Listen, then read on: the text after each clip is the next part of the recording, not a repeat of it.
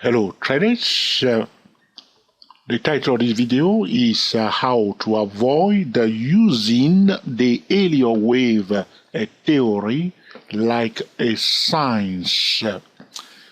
Let's get started. Have you been using the Elliott wave theory like an exact science, or do you think that the wave principle is a scientific, a theory? All right, let's get started.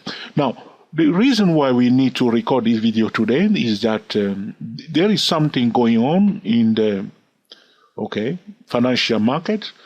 You will come across some few Elliott wave traders that will try to use the Elliott wave theory like an exact science. 1 + 1 = 2, and it's always 2. And we do not want to apply the Elliott wave theory like a science. In this tutorial, I want to demonstrate to you, how one can avoid using the Elliott wave theory like a science, So first thing first, the Elliott wave theory is a guide, a beautiful guide, a very effective guide that can help market participants to forecast the financial market, to time the market, and also to interpret the language of the price action. All right? It's a very powerful tool that traders and investors can use, to profit in a financial market.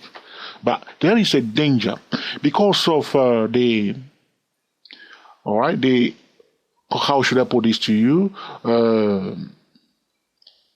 The structure of the wave pattern, one may tend to use the Elliott wave like a science. So one can forecast the market accurately using the Elliott wave theory.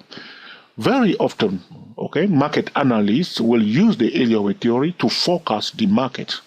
All right. One can also use the price structure to have a bit of idea what will be the next price structure. For instance, we know that if the fourth Elliott wave has been prolonged, talking about the length of time it took for the fourth Elliott wave to be completed, there is a high probability, not exact, this is what we are talking about, there's a high probability that the fifth wave will be extended. All right. And we also know that there is alternance between the second wave and the fourth wave. So if the second wave is shallow, there's a high chance that the fourth wave will be a little bit deep. Or if the second wave is very, very deep, there's a high chance that the fourth wave will be shallow. So those are just observations talking about the Elliott wave theory that can help one to have a bit of idea what is likely to take place. All right. But we tend to use the Elliott wave theory like a science. And for some Elliott wave traders, this is one of the obstacles that can stop them from making excellent decisions in the financial market. All right. So we want to wash your brain today, so to speak, so you do not use the Elliott wave theory like a science. All right. So the bottom line, as they say to me at the beginning of the market, the bottom line is how much money have you made? That's the question they say all the time. So if you are trading for hedge fund or any other financial institution, you are not making money, they're not going to keep you, yes or no? So, or you are trading for yourself, you're not making money, so that's the point, all right? So the bottom line is the practicality of the Elliott wave. That's why we talk about practical Elliott wave trading. So we learn the theory, now we want to apply it. But you have to understand that when we are using the Elliott wave theory, our aim is to make accurate decisions. Our aim is to reduce the risk. Our aim is to time the market correctly. All right? So now that we count the Elliott wave, now that we are using the Elliott wave, you don't want to forget that you are the decision maker, all right? And you want to see the practicality of your wave count. So you count a wave, it makes sense. Does it make sense? Does it add up? So now you want to make a decision accordingly. But if you are just using the Elliott wave theory like an exact science, you may place a trade and then you see something else happening. So I'm going to, now I'm on the quarterly chart of this stock, Ecolab Incorporation, Epic ECL, Eco Charlie Lima, and we will see very soon, as I will start counting wave, what I'm talking about, the practicality, okay, and the Elliott wave theory. So I'm counting a wave, but then I face different challenges. Now I have to get back to the practicality of my wave count, because, all right, money is going to be involved in this. So you see this chart now. So now I try to count the wave. I'm on a quarterly chart, by the way. So if I try to count wave from here, so talking about, call it 90, okay, with my chart like this, okay, I try to count wave from here all the way here and then bring it all the way here, okay. Now I'm using TC2000 now. I try to do that, but you know, sometimes if you look at a chart like this, all right, you may think that it's all going up like this, but if you zoom into it sometimes, because now I'm using the software instead of the browser, I'm having difficulty to zoom into it now. But if you understand what I mean, sometimes you look at it like this, but if you zoom into it, you will see that there are pullbacks, okay, there are gaps and all kind of things going on. But if you look at it, you will think that it's just a straight line like this, so you may tend to say, oh, this is a straight line, but it's not. Now, it's not a straight line, all right? Or you may think that, okay, then it pull back like this, and then you say it goes up like this, and then you end up counting wave that may not be correct. So now what do you do then? What do? You face that challenge. You want to so what you need to do, you have to use reference point. I talked about this before. So this is what's happening here. I try to look at this chart here and try to figure out what is happening before on my quarterly chart. But if I start counting wave like this, maybe I will just fool myself.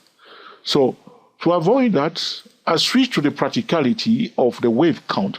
So one way to get into that mindset is to use reference points. So I say, all right, well, I don't know what's going on in this session here. So you may say, George, why can't you do it? I don't know exactly what's happening here. Okay, because I'm not very sure whether everything that I'm looking at is exactly as it was before. So I've now switched to the practicality of my wave count. So I say, all right, I'm going to the 2009. I know that 2009, there was a trend that has started after the financial crisis of 2007, 2008. So I will use a reference point, and then from there, I will start counting wave, because what is going on here is like, if you cannot control it, all right, if you are not very sure about it, all right, if it's not making sense to you, you don't want to deal with it. This is what we are talking about, the practicality of the wave count, all right? So you leave it aside. It's not clear, leave it aside.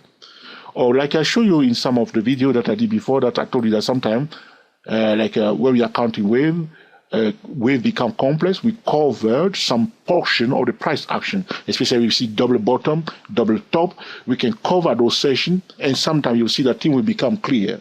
So this is about the practicality of the wake up. But if somebody else is next to you when you are counting your wave and say, George, why you covering that session? Why you didn't pay attention to that? Why you didn't include that price action into your wave count? Your wave count doesn't make sense. So that person is struggling a bit, not because he cannot count wave, but he's using the area wave like a science, and he's stuck. All right? He's stuck. All right? So it's one thing to know about the area wave theory. It's another thing to apply it in the financial market and make accurate decisions. So for that, one should always get the mindset of the practicality of the area wave count. Am I making sense? All right, okay. So now with that, so because of what I first here, I'm just showing you what's going on, is that I use the reference point 2009. Now I say, okay, now I can count wave here. Okay, you will see again that I will talk again about practicality, because sometimes things may not be clear to me, but the question, so you have to ask the question, can I work with this? All right. So you may say, oh, it's too complex here. It didn't make sense here. Okay, so what can you use? So suppose they make you a manager, all right, to run a small shop, and you face some challenges, all right? So you say, it was too complex. But if you do not do anything at all to control the challenge, you will face some sanction. So this is about the practicality. It may be complex, it may not make sense, but practically, what can you do with it? What makes sense? All right. Am I just talking to myself? Okay. Now, so here we are. So I use the reference point going into the mindset of practicality. Now things become a little bit clearer to me now. I can see on my chart now, as I use that reference point, that I have here my beautiful inverted head and shoulder chart pattern. Will you agree? Feel free to disagree in this session here. So this is the head. This is, you see the pullback here. This is the right hand side shoulder, inverted shoulder. And will you agree that this is the right hand side shoulder? So prior was going up, going up, going up. It came to this point in 2007. It dropped down a bit, went up, pulled back, formed a kind of inverted head and shoulder chart pattern. Will you agree? This is Ecolab Incorporation. This is an American stock that belongs to the basic material sector, specialty chemical. All right. So here it is. So I have an inverted head. No, you see, now that I switch to the, so I say, okay. I mean, waste too much of my time trying to make sense of the wave count in this session, but then I say, all right. No, I don't want to get involved with this. Let's work with what we can work with. All right, now you see now. So now my wave count starts here. So my first wave is from the right hand side shoulder from here to here. So now I start counting my wave. I'm on the quarterly chart. Okay. So that's my first wave. And this is my second wave. So you may say to me, George, what's the point of this tutorial? Well, the point of this tutorial is to show you how to handle the challenge that we face sometimes when we are counting Elliott wave. Then I will say, all right, this one looks a little bit like the third Elliott wave. But on a quarterly chart, so I will just put it like this, okay? It looks like the third Elliott wave, all right? And, all right? And this section here, which is a kind of, expanding triangle, looks to me like the fourth Elliott wave. But then on the quarterly chart, I may say, well, the third Elliott wave looks like went up, pulled back. It looks like 1, 2, 3. So that third Elliott wave, I need to investigate that on the next lower time frame. So I go to the monthly chart and try to examine the price structure of my third Elliott wave to see whether this is truly an impulse wave. Okay.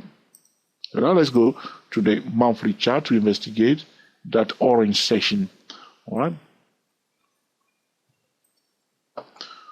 Okay. So now this is what I'm looking at now. So you can see that my third Elliott wave. So I put it all the way here. So I want to is subdivided in fact into 5 mana wave. I've done a bit of homework to avoid that the video is too long. So here it is, second mana wave of the third wave. And this is the third mana wave of the third wave. And this is the fourth mana wave of the third wave. Now, that's our third Elliott wave. Let's remove this line. But again, you see, so now I've done it, okay? But if you look carefully here, so this is what we are saying. Do not, how to avoid using the Elliott wave like a science. But here it is. My first Elliott wave, you can see that it's a bit choppy. You can see here. Can you see the internal waves of my first wave here? It's not very clear, all right? What can I do? All right, what can I do? If it's not very clear, what can we do? All right? All right? You may go to the weekly chart to investigate, but I can assure you, it's not going to make any difference because it's just choppy, all the way up here. Finally, it went up here. All right? But then, this is what is the problem. Now, are you going to work with that supposed to be first wave? This is the practicality of the Elliott wave. So if you want to use the Elliott wave like a sign, you may say, looking at the structure of this wave, I can accept that as a first wave. That's a decision you make. Therefore, you have to leave it. Now, if I want to use this as a first wave, I can put a big question mark on it and say, it's not very clear, but it looks to me that the price did not move as normal as it's supposed to be, but I want to work with it. So those are the decisions that you're going to make sometime when you are dealing with the area wave theory, all right?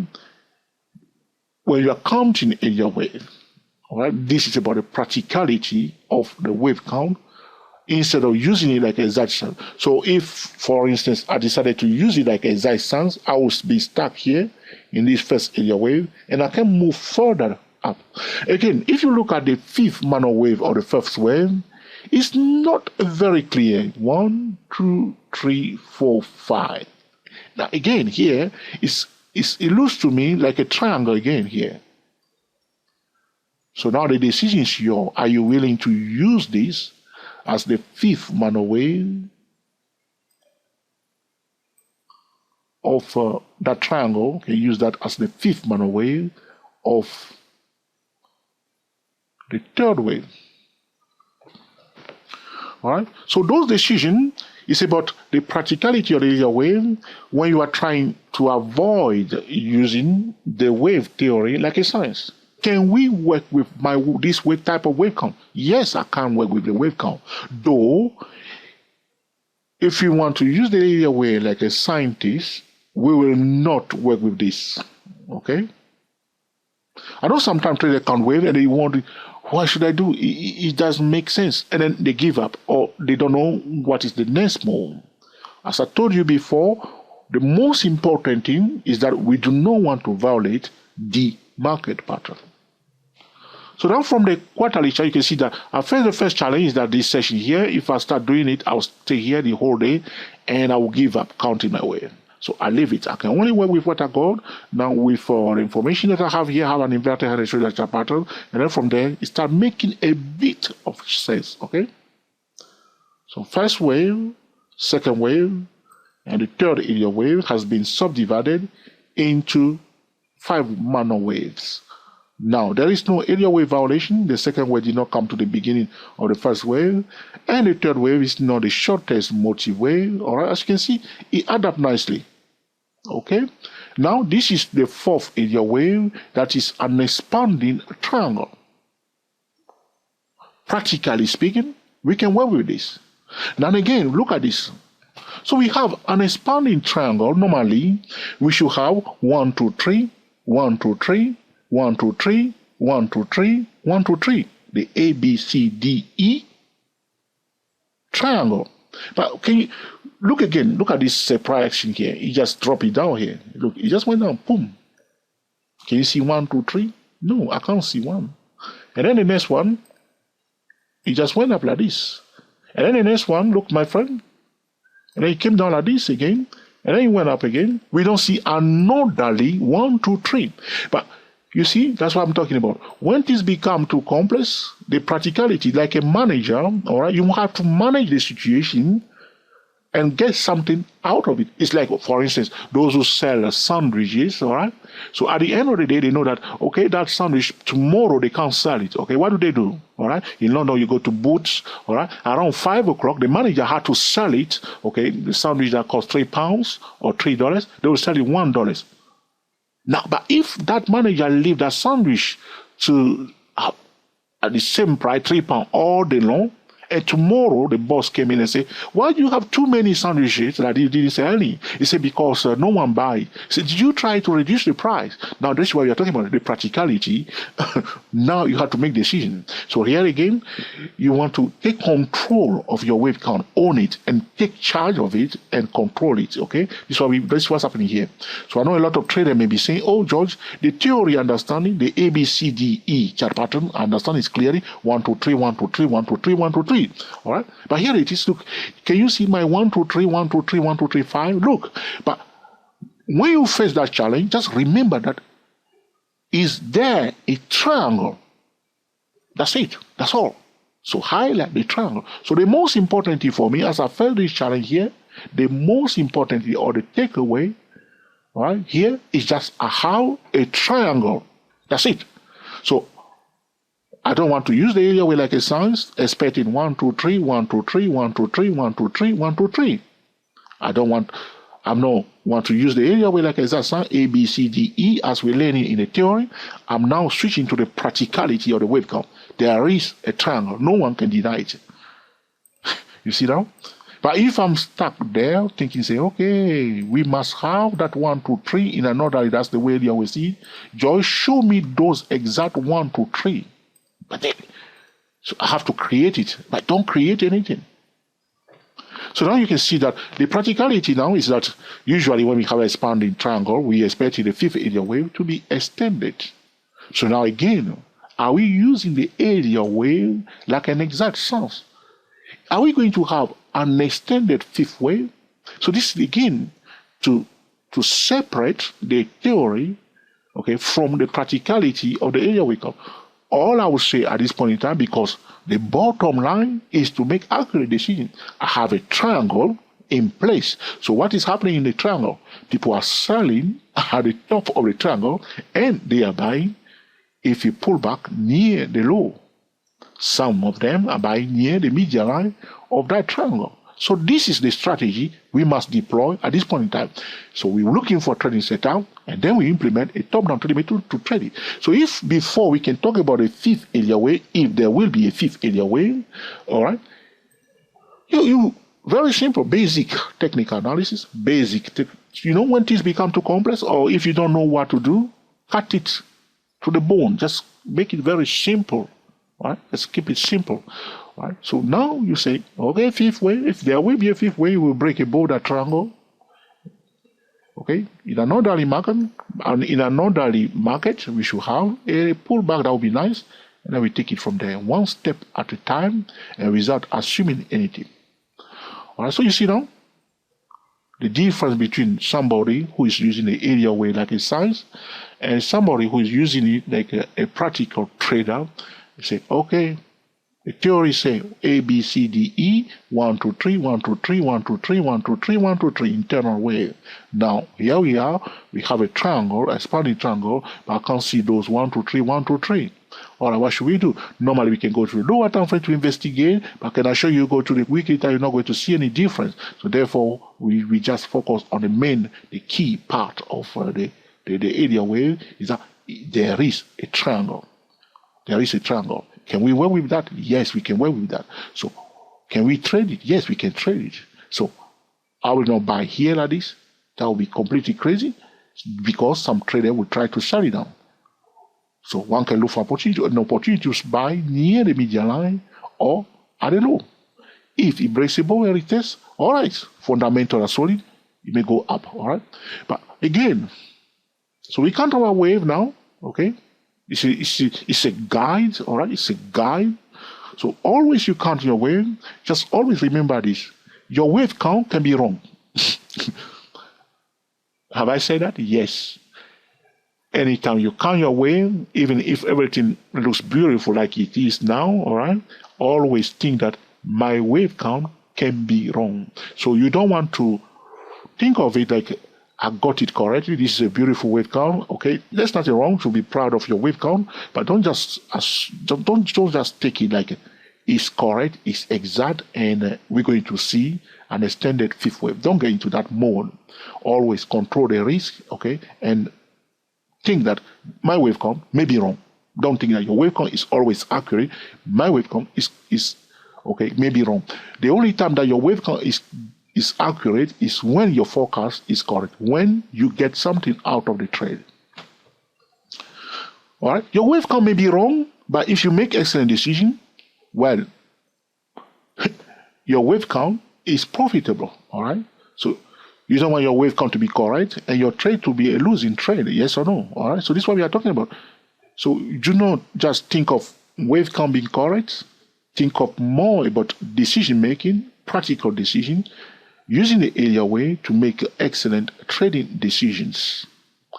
All right. So if you face those challenges when you are counting your wave, this is just a way to avoid using the area wave theory, like I said. So when I start talking first about area wave, there were a lot of criticism. So I knew that I should not get involved in those, discussion at all because I don't have time for them. So I say, all right, this is my wave count. Anytime anyone count wave, the reason why I'm talking to you like this because maybe some of you are trading from some firm. Sometimes that's why I say trading is a lonely game. Now sometimes you see in a company you may have different traders, and the ego, all right, can play into a firm losing money. So somebody may count away and say, this is correct, this is accurate, this is what's going to happen. And the opposite may happen. So for instance, if tomorrow this company come out with some ridiculous, crazy news, and blah, blah, blah, you see stock will come back down all the way here. And everybody say, George, you were saying that we're going to have a fifth area wave. Well, wait until the fifth wave is underway. All right. So the ego, all right, is saying that is correct. This is what the area will say. Anytime you see an expanded fourth wave in triangle, you will have an extended fifth wave. Well, is it an exact science or is it a guide? That's the question. It's a guide. It's not a science, and one should avoid using the area wave theory like a science. All right. There's another group of traders to not only trade. We are talking about algorithms that have been designed to trade. All right. Sometimes those algorithms, because they are algorithms, if no one is monitoring what's going on, you may see a distortion in the financial market. All right. So it's a bit of a blah blah blah from my side, a bit of theory. So to show traders, all right, maybe you have been counting wave and you say, Joe, it doesn't make any sense. I don't feel confident. But just think of it like you are the manager and you have to make decisions, and think of the practicality of the area wave count and cut it to the bone all the time. Here we are, we can see A, B, C, D, E in an orderly manner, but we can see that the price is a triangle. Okay? And our wave count may be wrong. But can we trade it? Yes, we can trade it. With all this information that we have here, we can trade it in an orderly manner. People are selling at the top here, and people are buying near the low. This is how people are trading the triangle. Okay?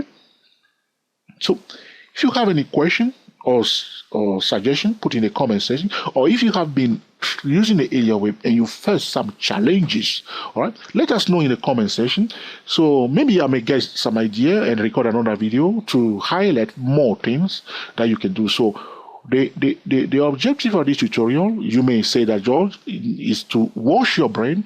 Don't use the area wave theory like a science, because it's never called a scientific, a discovery. It was just an observation, a beautiful observation, a powerful observation, a guide to help financial market traders to focus the market, to time the market, and also to control the risk. All right? So this is the end of this tutorial about how to avoid using the area wave theory like a science. So what I would like you to do for me, please, if you like, that if you truly think that this video is essential for other area wave traders to watch, feel free to share it, okay? Now, if you think that this is George, another blah, blah, blah from you, all right? George, have you been drinking that German beer again, all right? No. You think that it's another blah, blah, blah? I want to know. Let me know by pressing, by giving us the thumbs down. I want to know. Dislike, I want to know. Like it, give us the thumbs up. So I know that, here it is. This is another blah, blah, blah. If 10 people dislike this video, 3 people like it, George, you know this is another blah, blah, blah. I want to know, please. It helps us, to keep the channel going. And also, you have any question, don't think that, this is a stupid question, or I don't know, I'm not very sure. Just put it there, all right? We read it, and maybe in another video, I may be addressing what you are talking about, or you have a suggestion, put it there, and you face some challenges like this, let us know. Or, as I told you at the beginning of the year, I have data for American stock, and you may say, George, can we look at this stock, and blah, blah, blah, blah, blah, in due course, all right? We may look at it and say, and everybody may learn from it. All right, this is how we want the channel, to continue. Otherwise, if I do not, by the way, traders are quite interactive on this channel, which I like, in comparison to 244 Forex Trader and also a 24 Stock Trader channel. But those channels are new channel, I understand. But turns up to your traders that okay, showing us turns up, turns down. We want to see those. Okay, so we are still friends. Okay. This is the end of this tutorial. Okay, happy trading to you all, and speak to you soon. We are the TSTW24 traders, talking about how to avoid using the area wave theory like a science. Speak to you soon.